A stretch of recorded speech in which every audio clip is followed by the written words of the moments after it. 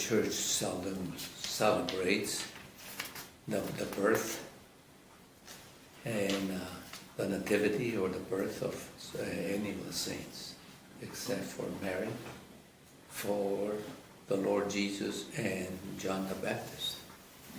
And so there must be something to it because the church does this.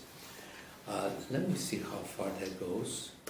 That this feast dating from the 4th century, so 4th century, and the 300s in both the East and the West, came to be celebrated in accord with Luke chapter 1 verse 36, 6 months before the Lord's birth. Quoting John 3:30, Augustine found this date near the summer solstice appropriate for, after the birth of John, daylight begins to grow shorter, whereas after Jesus' birth, it begins to increase. So those are some of these reflections on Saint John. Also, the readings afford us many of a commentary, and so even the role of John the Baptist in preparing the way of the Lord. So we have no greater words than Jesus when he says, "No greater man has ever lived than John the Baptist who prepared the way of the Lord." So, and then even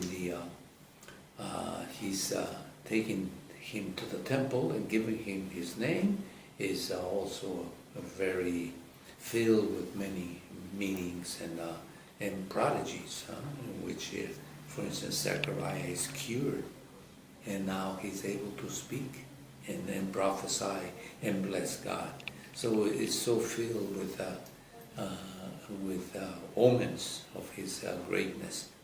And then, of course, John is his name. Johannes nomen eius in the Latin verb time. And that's the motto for San Juan, Puerto Rico.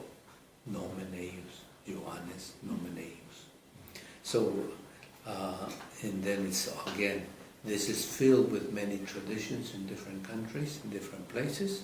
So the one we know of is in Mexico, which is a big feast day. Also, it is the anniversary of the ordination of Father Manriquez.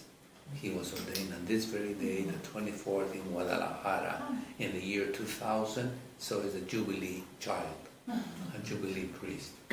So that's already 14 years ago. And then also we have a tradition that on the 24th, it always rains.